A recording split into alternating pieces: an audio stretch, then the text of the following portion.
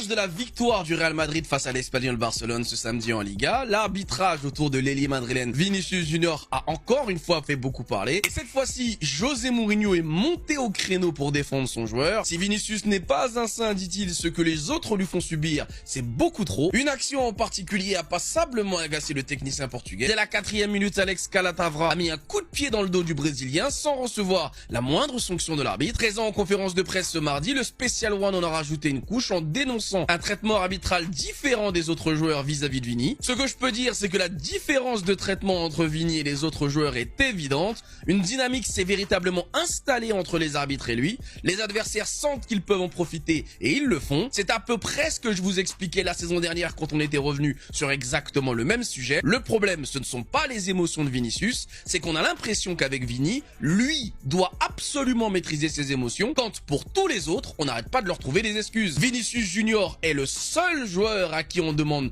2 fois plus de contrôle par rapport aux autres. On comprend aisément qu'un joueur pète les plombs sur le terrain à cause de la pression, à cause de certaines situations ou de certaines provocations. Mais Vinicius Junior est celui à qui on demande à chaque fois de se taire et de ne pas en faire trop. Alors que vu ce qu'il subit par rapport aux autres, beaucoup auraient déjà plus pété les plombs qu'il ne l'a déjà fait. Avec cette intervention médiatique, Mourinho cherche bien évidemment à protéger Vinicius Junior en réclamant beaucoup plus de protection de la part des arbitres. José Mourinho fait du José Mourinho en mettant la pression sur le corps arbitral, mais cette fois-ci de façon beaucoup plus subtile. José Mourinho a donné ses avis concernant quelques grosses têtes du Real Madrid. Il a pris la défense de Vinicius qui a reçu un traitement très bizarre durant la première journée de Liga du Real Madrid face à l'Espagnol. Il a affirmé le coup sur Vinicius lors du dernier match aurait dû être un carton rouge. Mais ensuite, il a montré qu'il n'accuse pas du tout les arbitres. Il a clairement dit « Je fais confiance aux arbitres avant chaque match. Je ne pense pas qu'aujourd'hui, il y ait un arbitre qui soit ami avec Negreira. » Bah là, sur l'affaire Negreira, je pense que c'est une petite pique au FC Barcelone. Ensuite, un journaliste a affirmé « Les gens à l'intérieur du Real Madrid disent que vous êtes beaucoup plus détendu et calme. » Il a répondu « Donc vous aurez une source à l'intérieur du Real Madrid. »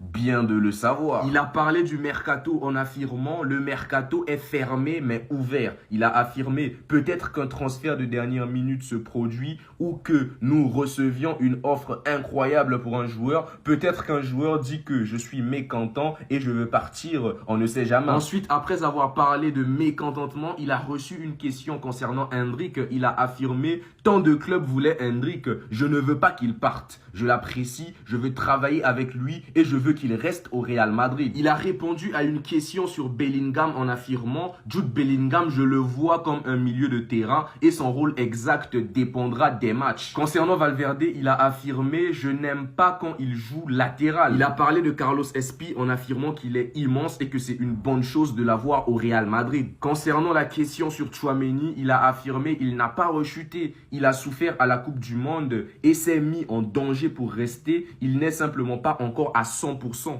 Les Madridistas, demain, le Real Madrid jouera son 2e match de Liga face à la Real Sociedad. Un match qu'il faudra garder à l'œil, qui sera très important et surtout qu'il faudra gagner. Et donc, logiquement, en vue de ce match, José Mourinho vient de donner sa conférence de presse d'avant-match. Conférence de presse que je suis là pour vous résumer et qu'on va essayer d'analyser ensemble. Mais juste avant, pour tous les Madrilènes qui ne me suivent pas encore et qui ne souhaitent rien louper de l'actualité Madrid, ça se passe ici, donc n'hésitez pas à vous abonner. Ça prend littéralement 2 secondes et ça donne de la force.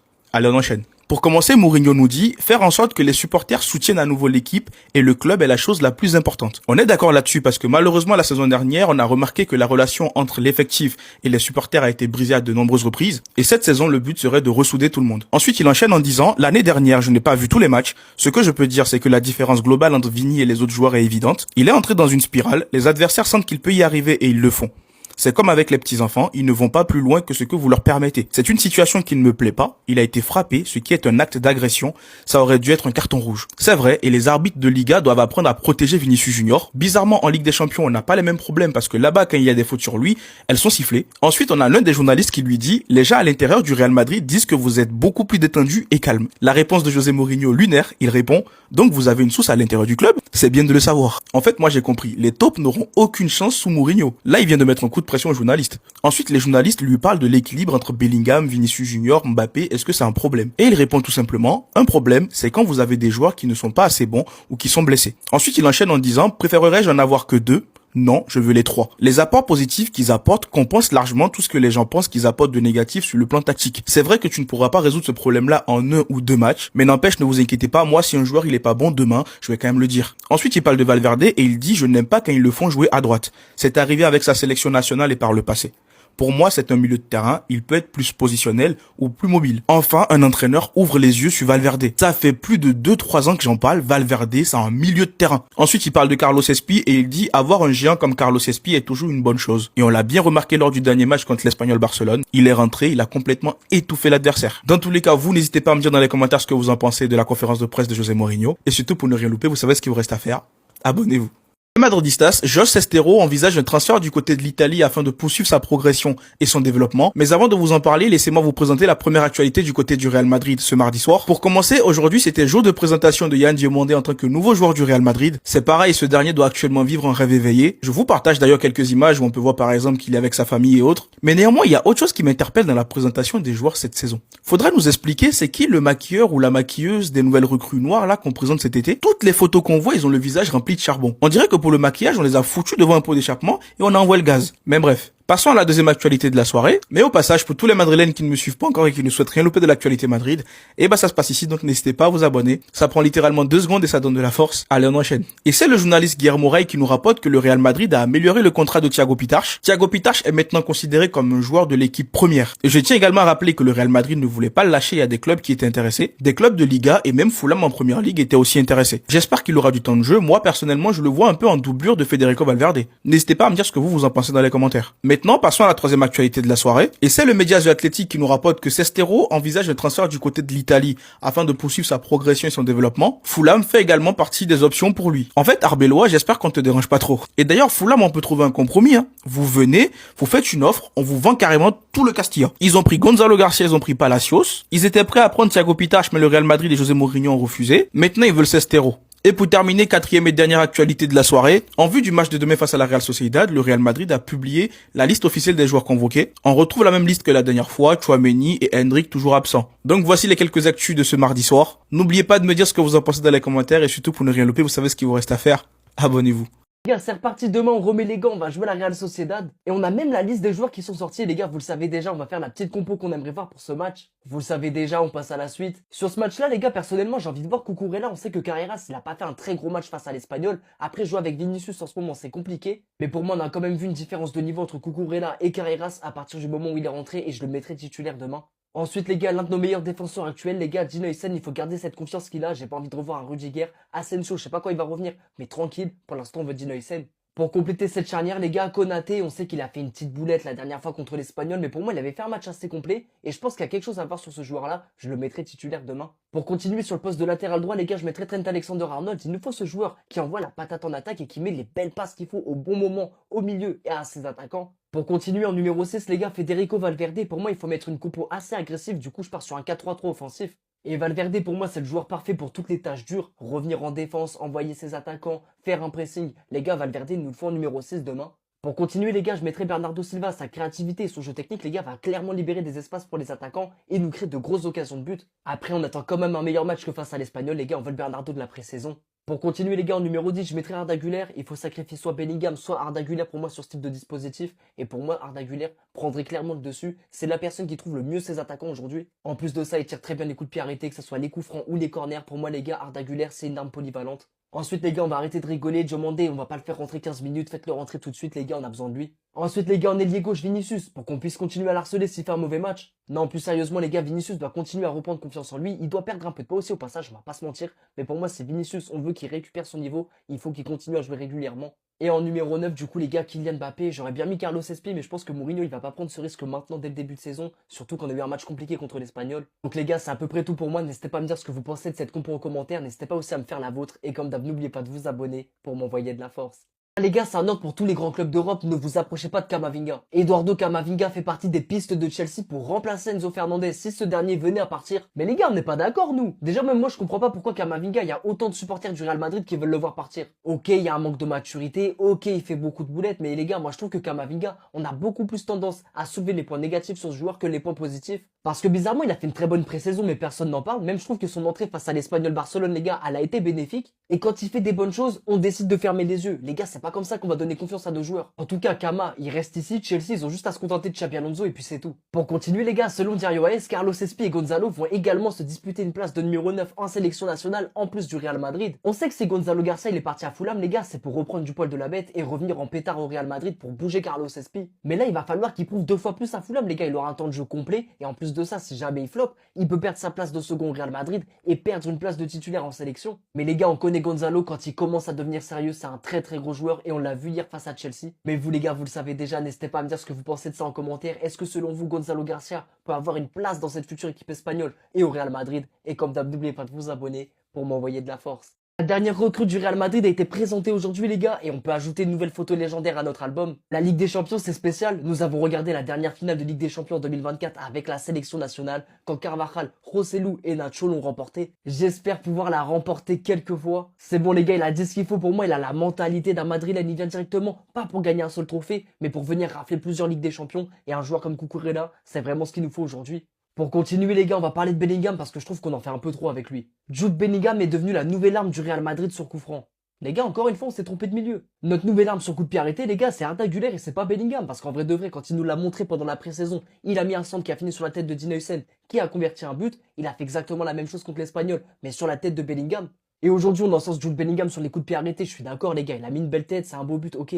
Mais quand est-ce qu'on parle du taf d'Arda Güler sur la passe D? Et moi, les gars, je trouve ça dommage parce qu'il y a beaucoup de médias, beaucoup de presse qui vont aller encenser Jude Bellingham pour son travail, mais personne ne parle d'Arda Güler. Et si personne ne veut encenser son taf, on va le faire ici nous-mêmes. Parce que Arda Güler, il a peut-être pas une célébration iconique, mais je vous jure que le Real Madrid aujourd'hui sans lui, ça peut être très compliqué. Dans tous les cas, les gars, n'hésitez pas à me dire ce que vous pensez d'Arda Güler en commentaire. Et comme d'hab, n'oubliez pas de vous abonner pour m'envoyer de la force. Je suis complètement choqué de la nouvelle. Même Mourinho a décidé de pas dire à Vini qu'il doit retirer son BBL, qu'il doit faire un régime pour retrouver son niveau. Même Yamal qui a chié sur le terrain et sorti à l'heure de jeu, nous on a préféré faire sortir Bellingham avant Vini. À ce qui paraît, Mourinho a besoin de joueurs capables de faire basculer les matchs. À part son gros cul, il fait basculer quoi sur le terrain? Des ailiers qui n'ont pas peur d'affronter les défenseurs, d'attaquer les arrières latéraux et de repousser une défense. Même Masturbino, il était mieux placé pour ce discours. L'ancien il comprend que Vini doit se sentir soutenu et c'est normal parce que les adversaires ils lui mettent des coups de pied dans le dos pour vérifier si c'est toujours lui, tellement le niveau il est miteux. Après le match, les deux se seraient vus et maintenant Vini sait que Mourinho sera de son côté comme un bouclier blindé. Et le mec il est déjà tellement blindé qu'il n'arrive plus à accélérer, wesh. Moi c'est ça qui m'énerve à Madrid. Tu peux pas sortir Vini, tu peux pas sortir Mbappé parce que les joueurs vont se révolter et tu vas finir comme Xabi Alonso. Le joueur n'est pas au niveau physiquement, tu lui feras plus de bien que de mal en le laissant sur le banc le temps qu'il retrouve vraiment son niveau au lieu de le laisser s'afficher sur le terrain. Si même Mourinho n'est pas capable de sortir Vini avant Güler et Bellingham qui était en pétard dans le match, les gars, on est foutus. On est foutu. La saison, ça va donner quoi? J'ai aucun problème avec lui, mais on est au Real Madrid. On n'a pas le temps de jauger des joueurs comme Vinicius qui sont censés porter l'effectif. De votre côté, n'hésitez pas à me donner vos avis. Peut-être c'est moi je suis fou, n'hésitez pas à vous abonner. Sinon, encore une fois, c'était votre gars Silas pour nouveau. Vainqueur. Le grand Mourinho qui lance des menaces à tout le monde était en conférence de presse avant le deuxième match des futurs champions de la Liga. Et personne n'aurait pu s'attendre à ce que le groupe soit dans cette dynamique après le premier match effrayant face à l'Espagnol. Mais avant tout ça, mauvaise nouvelle. Tchouaméni le GOAT ne s'entraîne même pas et sera absent contre la Real Sociedad. Comment va-t-on gagner sans lui? Concernant le marché des transferts, Mourinho nous dit il est fermé mais ouvert. À tout moment, on ramène Yamal dans les dernières minutes parce qu'il est plus heureux à Barcelone. Il nous dit également qu'il fait toujours confiance à l'arbitre avant chaque match et qu'il ne pense pas qu'il y ait un arbitre aujourd'hui en Espagne qui soit un ami de Negreira. Les Barcelonais, c'est pour vous. Il nous dit aussi que le trio Bellingham, Mbappé, Vini, autant éclaté qu'il soit, n'est pas un problème pour lui. À ce qui paraît, les aspects positifs qui n'existent même pas compensent largement les aspects négatifs sur le plan tactique. Moi, j'y crois pas trop. Et enfin, il revient sur le fait que les joueurs savent très bien qu'ils peuvent insulter et intimider Vini sans forcément prendre un carton derrière. Et ça, c'est réel. Au-delà du fait qu'il n'est pas le niveau en ce moment, j'ai l'impression que les arbitres sur le terrain, ils le voient comme le diable. Son traitement, il est complètement différent. Avant de se barrer, il rajoute à un journaliste, vous avez beaucoup de sources, vous dites des bonnes choses, mais si vous parlez mal de moi, faites juste attention. Le Special One est vraiment de retour. De mon côté, j'espère que l'équipe va bien répondre pour la première au Bernabéu demain. Sinon, de votre côté, n'hésitez pas à me donner vos avis, à vous abonner. En attendant, c'était votre gars Silas pour nouveau. Vainqueur. Les news du Real Madrid aujourd'hui, les gars, on regarde ça tout de suite ensemble. Déjà, on a le groupe pour la réception de la Real Sociedad. On peut voir les absences de Tchouaméni, de Asensio, de Militao, de Mendy. Il y a encore d'autres absents, Hendrick, etc. Les mêmes que d'habitude. On verra bien si José Mourinho va reconduire la même composition ou s'il va changer.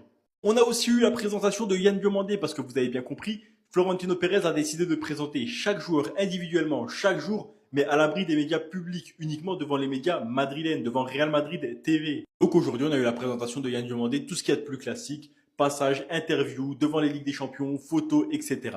On a aussi eu la présentation de nouveaux vêtements vintage du Real Madrid, donc certains maillots vintage, certains survêtements qui font vintage, etc. avec des photos, avec tous les joueurs. Et il y en a une qui a fait un petit peu rire les réseaux sociaux. C'est celle-ci parce qu'on y voit Tchouaméni et Valverde l'un à côté de l'autre en train de présenter les vêtements. Certains ont dit que c'était une pesée d'avant-match pour le round 2, pour le match retour par rapport à leur combat de boxe de la fin de saison dernière. Et au-delà de tout ça, on a vu l'équipe s'entraîner classique, rien de particulier à dire sur l'entraînement. Les joueurs se sont entraînés et attendent la Real Sociedad demain. Les gars, dites-moi quel est votre compo pour le match de demain et quel est votre prono. Toujours dans l'attente du verdict concernant les 115 charges visant Manchester City, le football anglais voit désormais le dossier prendre une dimension beaucoup plus politique, car alors qu'une commission indépendante doit trancher sur l'un des dossiers les plus sensibles de l'histoire de la Première Ligue, Londres se retrouve désormais au milieu d'intérêts qui dépassent largement le terrain. Selon le média Bloomberg, les responsables émiratis de Manchester City ont fait savoir qu'une décision défavorable envers City pourrait affecter les relations entre les Émirats Arabes Unis et le Royaume-Uni. Le sujet est particulièrement sensible puisque le cheikh Mansour, propriétaire des Sky Blues, est également vice-président des Émirats Arabes Unis, tandis que Londres cherche à approfondir ses relations économiques avec Abu Dhabi et à attirer davantage d'investisseurs du Golfe. Le gouvernement britannique dispose d'une marge de manœuvre très limitée sur le dossier sportif. La procédure est entre les mains d'une commission indépendante de la Première Ligue et de ses clubs, chargée donc de déterminer les éventuelles infractions puis les sanctions envers Manchester City. Officiellement donc, Londres n'a pas à intervenir, mais l'avertissement émirati place malgré tout les autorités britanniques dans une position assez inconfortable. L'enjeu sportif en cas de condamnation est donc considérable. Les commissions indépendantes disposant d'un large éventail de sanctions, notamment financières ainsi que sportives. Plusieurs concurrents de Manchester City suivent également le dossier avec grand intérêt, notamment Tottenham, Manchester United, Liverpool et Arsenal, qui ont déjà réclamé des compensations financières en cas de condamnation de Manchester City pour le préjudice financier de leur avoir fait perdre un titre en ne suivant pas les règles. Dans ce contexte, l'intervention des Émiratis ajoute une donnée supplémentaire à une affaire particulièrement complexe. Mais en tout cas, peu importe le verdict, ses conséquences pourraient désormais largement dépasser les frontières et être un véritable raz-de-marée pour le football anglais, vu tout ce que Manchester City a gagné ces dernières années et l'impact qu'a eu le City de Guardiola sur le football européen. Chers madridistas, voici un petit récapitulatif des nouvelles du jour. Vamos. Double session d'entraînement aujourd'hui même pour le groupe Real Madrid. Demain matin, sous le coup de 10h, il y aura encore un dernier petit entraînement. Et ensuite, à 21h précise, deuxième rencontre de Liga espagnole face à la Real Sociedad. Et on espère tous une deuxième victoire d'affilée, un bon 6 points sur 6. Il faut absolument garder cette dynamique positive. Luis de la Fuente coach de l'équipe nationale espagnole à propos de notre jeune pépite Carlos Espí. Carlos Espí faisait partie de la liste préliminaire pour la Coupe du Monde. C'est un joueur très intéressant que nous suivons de près. C'est un joueur avec un grand potentiel et en équipe nationale, ceux qui doivent y être seront présents. Et moi, je suis persuadé que s'il continue avec un tel niveau, à court terme, il fera partie intégralement de l'équipe nationale espagnole. Écoutez ceci, très intéressant. José Mourinho n'a pas de composition d'équipe fixe. Il y a 20 hommes capables de former la composition d'équipe type. Quand tous ces joueurs atteindront leurs conditions physiques optimales, nous verrons le vrai Real Madrid. Tous les joueurs ont faim comme lui. Quand moi j'entends ce genre de choses, ça me fait énormément plaisir. Des joueurs qui ont faim de football, des joueurs qui veulent absolument gagner au moins un trophée important cette saison. Mais quand j'entends qu'il n'y a pas d'équipe type, ça c'est quand même un pas que je ne franchirai pas. Pour moi, il y a certains joueurs dans le 11 de base qui sont tout simplement indéboulonnables. Et c'est pas simplement cette saison, c'est les autres saisons également. Qui jouent bien ou qui jouent mal, les Vinicius Junior, les Kylian Mbappé, les Bellingham et les Valverde. Dites-moi ce que vous en pensez en commentaire. Soyez attentifs à ceci les amis, ça en vaut vraiment la peine. Ça s'est déroulé avant la rencontre face à l'Espagnol de Barcelone, lorsque le groupe Real Madrid était en train de faire un petit entraînement. Rudiger enseigne à Diamande quelques leçons sous le contrôle de soi. L'un des supporters de l'Espagnol Barcelone fait un geste obscène envers Rudiger. Rudiger lui envoie tout d'abord quelques petits baisers, puis lui dit de descendre pour qu'il se batte. Et il insiste. C'est sous les yeux de Diamande et seulement quelques secondes après lui avoir donné des leçons de sagesse. C'est quand même un sacré personnage, ce Rudiger. Ah là là. Si Rudiger n'existerait pas, les amis, il faudrait tout simplement l'inventer. Allez, passez encore une agréable journée. Ciao les amis et à la Madrid. Ciao, ciao.